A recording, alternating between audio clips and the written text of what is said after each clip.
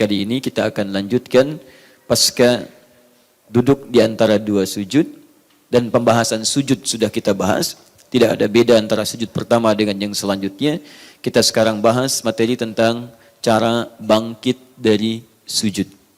Baik, kelihatan? Kelihatan. Ikhwan, teman-teman kelihatan? Yang dari sana kelihatan?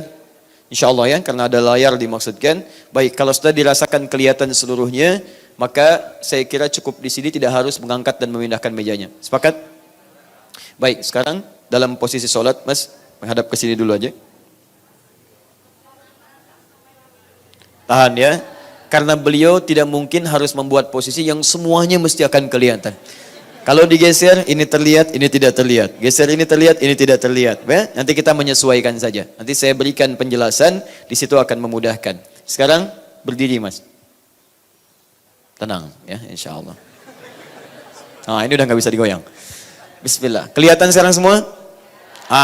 Tapi pembahasan kita bukan berdiri, tapi bangkit dari sujud. Sekarang perhatikan baik-baik. Bismillah. Beliau kemudian sujud. Ya, sujud pertama. Sekarang kita slow motion, kita ringankan dulu, pelankan. Mohon izin berdiri lagi. Tahan. Baik, lihat baik-baik. Fokus. Sekarang turun. Tahan. Up. Berarti telapak tangan dulu ya. Boleh? Boleh. Sudah kita pelajari ya. Baik, kalau pakai lutut dulu boleh? Boleh. Sekarang turun pakai lutut. Begini. Sah? Baik, telapak tangan boleh, lutut boleh. Yang tidak boleh pakai apa? Kepala duluan. Bisa dicontohkan? Bisa, silakan. Oh tidak. Alhamdulillah. Karena tidak boleh, berarti contohnya pun tidak mungkin dilakukan. Baik. Sekarang sujud. Dah, fokus baik-baik. 7 anggota masih ingat? Satu apa? Kening. Yang kedua, 2 telapak tangan. Kemudian sikunya agak keluar seperti ini, sudah bagus. Kemudian selanjutnya 2 lutut. 5 selanjutnya jemari di 2 kaki. Posisi kakinya itu tertutup atau terbuka? Tertutup. Baik, alhamdulillah. Kemudian bangkit. Duduk. Duduknya iftirash, duduk di antara 2 sujud. Ini materi terakhir kita. Masih ingat ya? Pertemuan lalu. Sekarang sujud lagi. Sujudnya tidak ada beda dengan sujud yang pertama. Baik ya, jadi sudah tidak perlu kita bahas lagi. Sekarang inilah inti bahasan kita. Dan pemirsa dimanapun Anda berada, kita akan mulai pada fokus bahasan kita. Tolong fokus baik-baik. Bangkit dari sujud yang kedua. Seperti apakah cara bangkitnya? Mari kita mulai pembahasannya. Baik, akhboy, mohon izin, silakan bangkit. Antum puasa? Oh baik ya. Jadi dalam bangkit itu tidak ada yang silent ya. Jadi ada bangkit yang jahar, ada bangkit yang silent. Bangkit itu pasti takbir Allahu Akbar gitu kan. Baik, silakan. Ini agak silent. Bismillah. HP aja yang di silent, bangkit tidak usah. Tayyib, bismillah. Tahan. Slow motion. Sujud. Lihat baik-baik. Bangkit. 1, 2, 3. Bismillah. Tahan. 1. Terus. 2. Terus. 3. Jelas sampai sini?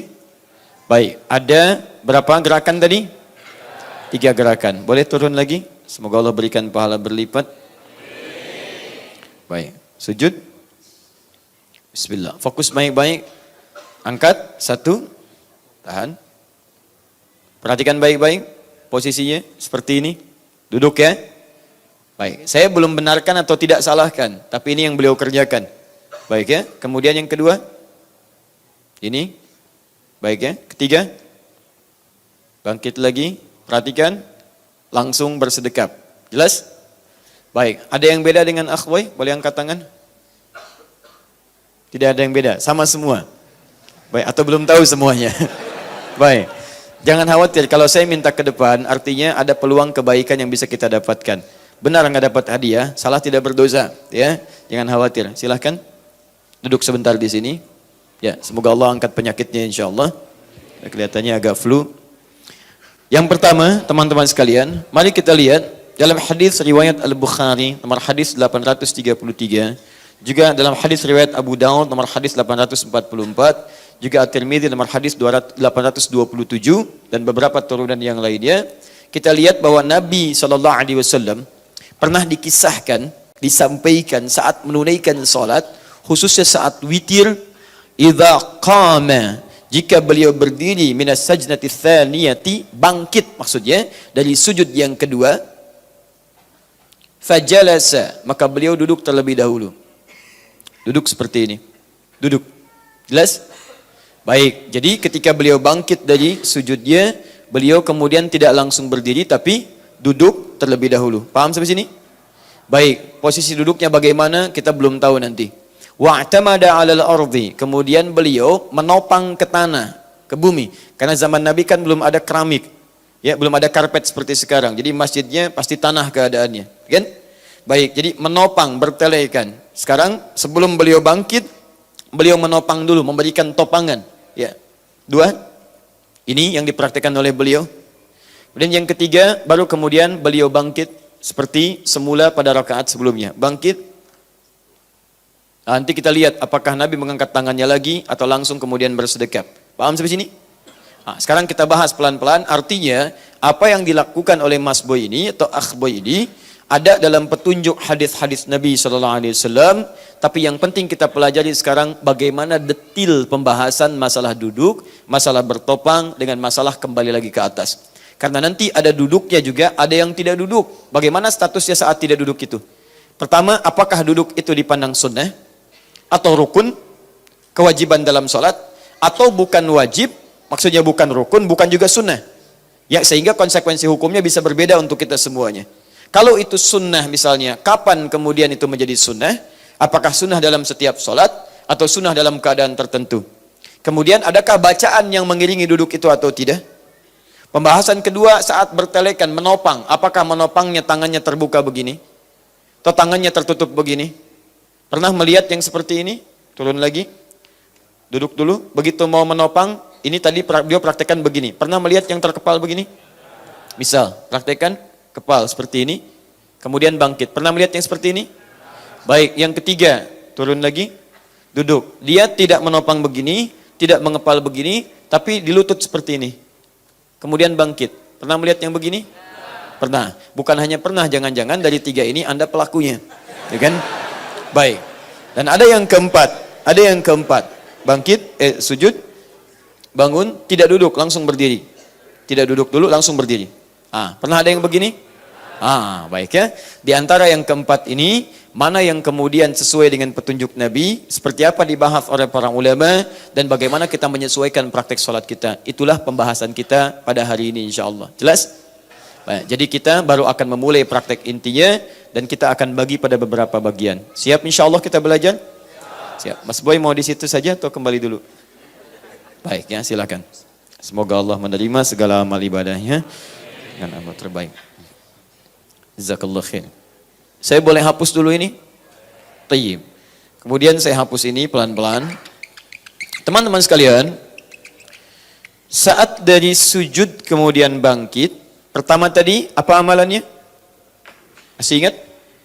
Fajalasa, beliau kemudian duduk. Satu, duduk.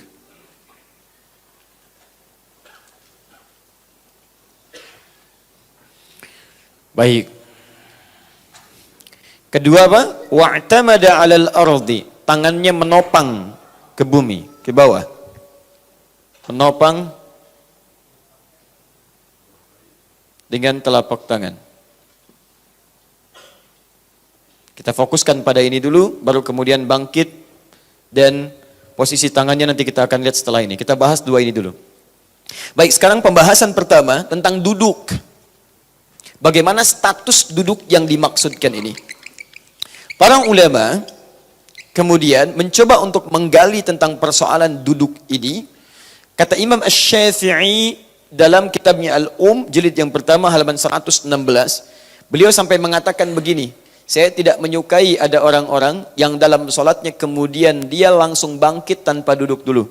Karena adanya hadis-hadis dari Nabi SAW yang memberikan keterangan tentang duduk dalam antara bangkit sujud yang kedua dengan ia berdiri. Di Imam Asy-Syafi'i lebih menyukai seseorang ketika dia bangkit sujud yang kedua, dia duduk terlebih dahulu. Paham sampai sini? Baik, pelan-pelan. Sekarang pembahasan statusnya belum selesai. Apa status duduk ini? Apakah rukun dalam artian wajib ataukah dia sunnah? Baik, saya tanya dulu, Bapak Ibu sekalian, rukun yang bermakna wajib atau sunnah? Baik, rukun atau wajib? Tidak ada wallahu alam, cuma dua pilihannya ya. Kalau bukan rukun atau sunnah. Baik ya, yang rukun angkat tangan. Yang rukun, sedang tidak rukun nih, angkat tangan. Baik, rukun baik. Yang sunnah? Lihat baik-baik sini. Kalau rukun, konsekuensinya wajib dilakukan. Kalau tidak dikerjakan berarti sholat dia batal. Dia mesti mengulang. Ingat baik-baik ya. Yang kedua, kalaupun rukun mesti bersanding dengan bacaan. Karena setiap ada yang dikerjakan rukun itu bersanding dengan bacaan. Misal, ketika Anda takbir, rukun bukan? Rukun, ada bacaannya. Ada apa bacaannya? Allahu Akbar. Baik, ketika Anda rukun bukan? Rukun, ada bacaan. Ada, ketika Anda sujud, rukun bukan? Rukun, ada bacaan. Ada, umumnya setiap rukun akan bersanding dengan bacaan dan berkonsekuensi dia wajib dikerjakan, ditinggalkan batal salatnya. Paham? Baik. Yang kedua sunnah. Sunnah tidak mencapai derajat wajib. Artinya saat dia mengerjakannya, teman-teman sekalian, dia berpahala. Cuman saat dia tidak mengerjakan karena alasan tertentu yang dibenarkan, itu dia tidak berdosa, ibadahnya tetap tidak batal, cuma tidak memperoleh pahala yang dijanjikan. Atau tidak mendapatkan potensi pahala yang dijanjikan. Salat tidak batal, cuman pahala tidak dapat. Jelas sampai sini? Pilih mana? Batal tidak dapat pahala, atau tidak batal dapat pahala? Tidak ada yang kedua. Ya kalau sudah tidak batal, tidak dikerjakan, nggak akan ada pahala. Ya, awas ingat baik-baik. Ketika Anda tidak mengerjakannya, pahala tidak dapat, cuman sholat tidak batal. Paham? Baik, misal, contoh. Ada misalnya sunnah untuk bersedekap seperti ini. Ada yang irsal, ada yang bersedekap. Ketika Anda bersedekap seperti ini misalnya, itu mengikuti sunnah Nabi, ada pahalanya. Pahala ada. Anda seperti ini pun ada yang irsal. Ada. Baik, nah alih-alih Anda misalnya berseperti ini, padahal bisa seperti ini misalnya, Anda memilih seperti ini, maka Anda kehilangan momentum dari yang bersedekap seperti ini. Paham ya? Pahala untuk bersedekap tidak Anda dapatkan, tapi Anda mendapat kemuliaan misalnya mengikuti yang kedua seperti ini.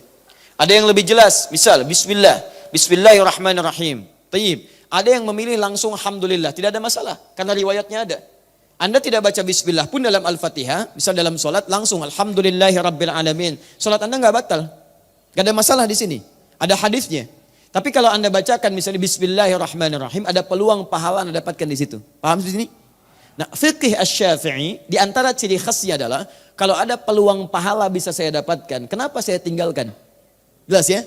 Itulah pandangan Imam Asy-Syafi'i. Makanya beliau memilih saat bismillah salah satu contohnya dengan jahar. Kenapa? Pertama, saya bisa bacakan bismillahnya, artinya saya punya peluang pahala. Bukankah satu hurufnya 10 kebaikan?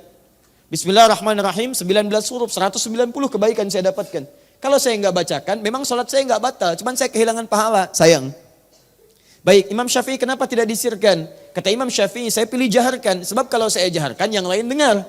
Bukankah mendengar Quran di situ ada kebaikan juga? Quran surah ke-8 ayat kedua. Innamal mu'minuna alladzina idza dzukirallahu wajilat qulubuhum wa idza tuliyat 'alaihim ayatuhu zadatuhum imana wa 'ala rabbihim yatawakkalun. Orang beriman itu kalau disebut nama Allah ada getaran dalam jiwanya. Dan kalau dibacakan ayat Quran, ada sentuhan pada dirinya, meningkat imannya dan semakin dekat dengan Allah. Daripada nggak saya keraskan, mendingan sekalian saya keraskan. Pahala saya dapat, orang lain bisa dengar dan ada kebaikan di situ. Itu cara satu contoh pendekatan fikih Asy-Syafi'i. Saya tidak mengatakan Anda mesti ambil yang ini, bukan. Saya menjelaskan begini karakteristiknya. Supaya Anda paham kalau Imam Syafi'i misalnya berhujjah seperti ini maksudnya. Imam Malik mengatakan saya ambil saja yang tanpa basmalah. Langsung Alhamdulillahirrabbilalamin. Sampaikan oleh beliau. Kenapa? Karena hadis-hadis awal terkait Al-Fatihah itu langsung dengan hamdalah tanpa basmalah. Basmalah datang kemudian ketika Ibnu Abbas radhiyallahu taala huma bertanya pada Nabi, kenapa tidak ada ayat turun untuk memisahkan surah satu dengan yang lainnya? Asalnya nyambung. Ya, qul huwallah nyambung dengan Al-Falaq, Al-Falaq nyambung dengan An-Nas. Begitu ditanya Ibnu Abbas radhiyallahu taala anhuma, turunlah Bismillahirrahmanirrahim. Sejak saat itulah Nabi seringkali membaca surah-surah diawali dengan bismillah. Termasuk Al-Fatihah dibaca dari Bismillahirrahmanirrahim. Sehingga Imam Malik memilih, saya pilih dari hamdalah saja langsung. Apakah kehilangan pahala? Tidak. Beliau mendapatkan pahala mengikuti Nabi. Bagaimana mengikutinya? Memilih hadis-hadis awal dengan Alhamdulillahirrabbilalamin. Ya, jadi saking inginnya beliau mengambil yang pertama, beliau ngambil alhamdulillahirabbil alamin. Imam Ahmad menengahi. Daripada ini tidak baca, ini baca kemudian. Ada yang ketiga, yang orang lain juga belum tentu tahu ini. Apa itu disirkan? Sir, tetap dibaca tapi tidak dijaharkan. Sir, silent. Ya, tidak ada bunyinya. Bismillahirrahmanirrahim. Lebih dibaca pribadi, dibaca bismillahnya, tapi disirkan, tidak dijaharkan, lantas tidak terdengar oleh orang lain. Paham ya? Jadi kalau antum jadi imam, imamnya sir, antum gak harus dekatkan ke mic supaya kedengaran orang. Bismillahirrahmanirrahim. Alhamdulillahi rabbil alamin. Kalau seperti itu sama aja jahar. Jahar karena bacaan antum kedengaran orang. Paham ya? Nah, ini karakteristik tipikal fikih Imam Asy-Syafi'i. Jadi kata beliau, saya menyukai orang duduk daripada tidak sama sekali. Karena ketika duduk ada pahala mengikuti petunjuk Nabi SAW. Jelas? Nah, sekarang pertanyaannya, apakah ini bagian dari wajib, rukun atau sunnah? Kalau wajib jelas ditolak oleh para ulama, ini bukan dari bagian rukun ataupun kewajiban. Jelas? Baik. Disepakati oleh para ulama, ini hukumnya sekalipun dikerjakan masuk dalam hukum sunnah. Berpahala jika dikerjakan, tapi tidak melahirkan dosa dan tidak membatalkan sholat kalau tak mampu mengerjakannya. Jelas sampai sini? Nah, sekarang pertanyaannya, apakah duduk ini terus dilakukan dalam sholat atau hanya sesekali dikerjakan dalam sholat? Kapan Nabi SAW mengerjakan duduk dalam sholat? Ternyata pembahasan para ulama di kitab-kitab keterangan tentang sifat sholat Nabi SAW terkhusus yang dibahas tuntas itu oleh Ibnul Qayyim Al-Jauziyah dalam sifat sholat Nabi di sini. Beliau bahas tuntas tapi kalimatnya ringkas. Ya, di halaman ke-70 sampai 71 beliau bahas ini. Ya. Kemudian penjelasan yang ini kalau ingin lebih jelasnya lagi, Anda temukan dibahas lengkap tentang cara duduknya Nabi beserta kapan dia munculnya, bagaimana status hukumnya, seperti apa sebenarnya dipraktikkan di kitabnya Syekh Ibnu Utsaimin yang ini, terbitan Al-Qawam. Ya, jadi nanti kita satukan jadi satu, mudah-mudahan jadi diktat untuk pedoman kita. Nah, beliau kemudian sampaikan di sini, nanti saya cek setelah saya sampaikan. Kesimpulannya, fokus. Di awal-awal masa Nabi SAW menunaikan salat, baik, beliau tidak nampak kemudian mengambil posisi duduk, bangkit dari sujud. Jadi tidak mengambil posisi duduk. Jadi beliau sujud, kemudian bangkit, langsung bangkit, tidak duduk, sujud terlebih dahulu. Tidak duduk terlebih dahulu. Paham? Contoh. Mas Boy. Masya Allah, silakan. Tadi beliau sedang mencatat ya, jadi saya minta dulu, mudah-mudahan nanti nyambung. Jadi beliau praktek, beliau mencatat. Catatannya dibukukan, jadilah catatan. Nah, Mas Boy. Mas bukan yang lain. Dah ya, lihat sini, sujud. Sekarang pertama di awal-awal masa-masa kenabian sallallahu alaihi wasallam diperintahkan untuk salat, terdapat riwayat-riwayat bahwa Nabi sallallahu alaihi wasallam itu jarang ditemukan beliau duduk. Jadi begitu bangkit, silakan. Tidak duduk tapi langsung naik. Paham? Seperti ini. Jelas? Sesekali, ingat sesekali ditemukan Nabi SAW khususnya seringkali terlihat pada tahun ke-9 Hijrah. 9 Hijrah. Berapa usia Nabi? Mas Boy? Sedang sholat, tidak usah menjawab. Baik,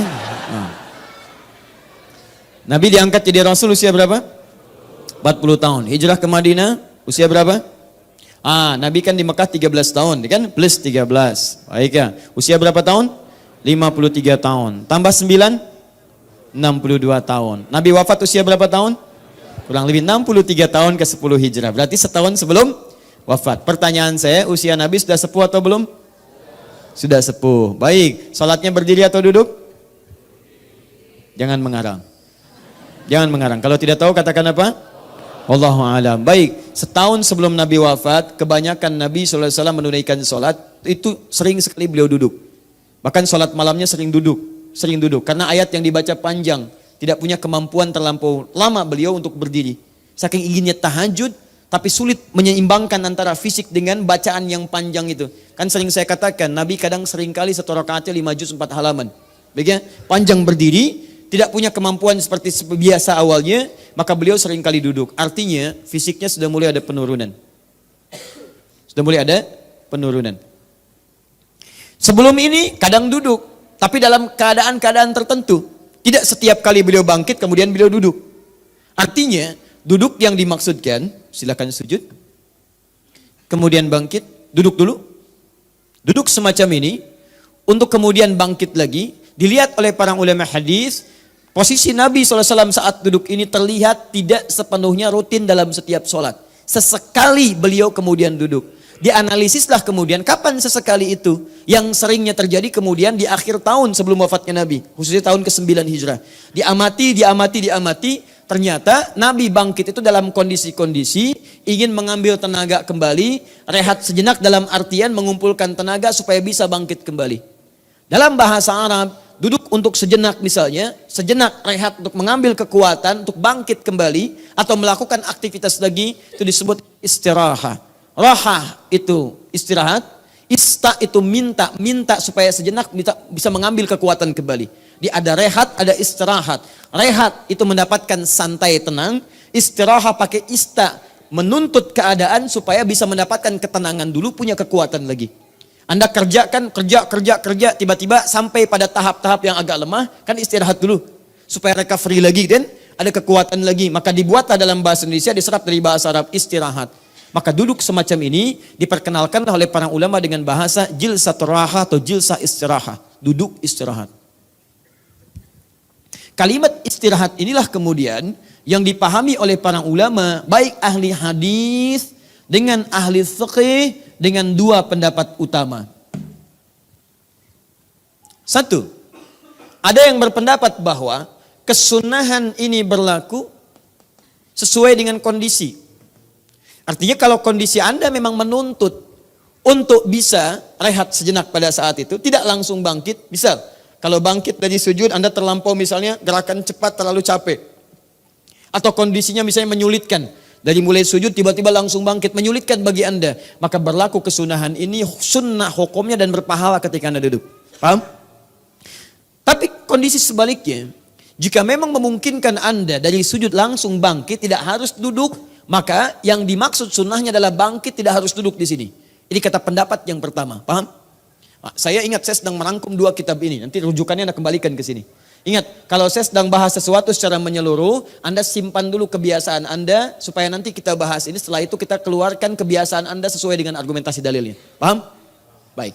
Dua, ada pendapat kedua mengatakan, sepanjang Nabi mempraktekkan untuk duduk itu, jangan dilihat antara butuh tidaknya. Yang penting duduk itu dikerjakan oleh Nabi.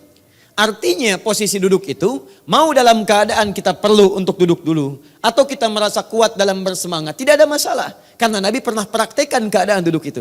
Dan Nabi pernah tunjukkan pada satu kaum di tahun 9 Hijrah. Kata Nabi memberikan contoh pada mereka. Lakukan seperti ini. Duduk dulu. Dan tidak semua orang yang hadir pada saat itu memiliki fisik kondisi seperti Nabi. Artinya dia butuh istirahat. Ada yang semangat, ada yang kuat. Ini menunjukkan kata pendapat yang kedua, tidak ada masalah. Duduk itu sangat dianjurkan. Sunnah di situ, baik dalam keadaan Anda misal sedang butuh tenaga, atau bahkan sedang kuat semangat, maka dianjurkan duduk terlebih dahulu sebagai contoh dari Nabi SAW. Paham seperti ini? Baik. Kira-kira pendapat 1 dan 2, mana yang benar? Yang cenderung 1 angkat tangan. Cenderung 2 angkat tangan. Alhamdulillah. Yang dua-duanya? Masya Allah. Yang benar adalah dua-duanya. Yang salah? Yang tidak sholat. Ya, sepakat ya? Jadi 1 atau 2 ini hanya pendekatan cara memahami saja. Yang pertama mengatakan, oh iya, ini boleh duduk nih. Cuman Nabi itu kan duduk pada saat beliau merasa fisiknya kurang maksimal untuk bisa langsung bangun. Karena itu sunnahnya berlaku pada saat itu. Kalau tidak nggak usah dikerjakan. Tapi yang satu pun bersepakat, kalaupun dia duduk gak ada masalah. Dan tidak disebut dengan bid'ah. Ingat, bersepakat mereka kalau duduk gak apa-apa. Cuma bagi kami, praktek duduk itu dilakukan saat dalam keadaan butuh untuk duduk. Tapi kalau Anda mau duduk, silahkan saja gak ada masalah. Paham? Yang kedua memahami, kalau saya agak berbeda. Kalau saya, sepanjang Nabi pernah kerjakan, artinya boleh dilakukan. Boleh dikerjakan. Karena Nabi pernah lakukan itu. Dan Nabi tidak mengingkari ketika ada sahabat yang sholat kemudian duduk dulu. Artinya itu boleh dilakukan dan ada pahala saat melakukannya. Paham? Baik. Imam Asy-Syafi'i berpendapat daripada tidak dikerjakan sama sekali, saya lebih baik kerjakan. Karena saat dikerjakan ada pahala diberikan. Kalau tidak, sama sekali. Paham? Alhamdulillah. Jelas ya?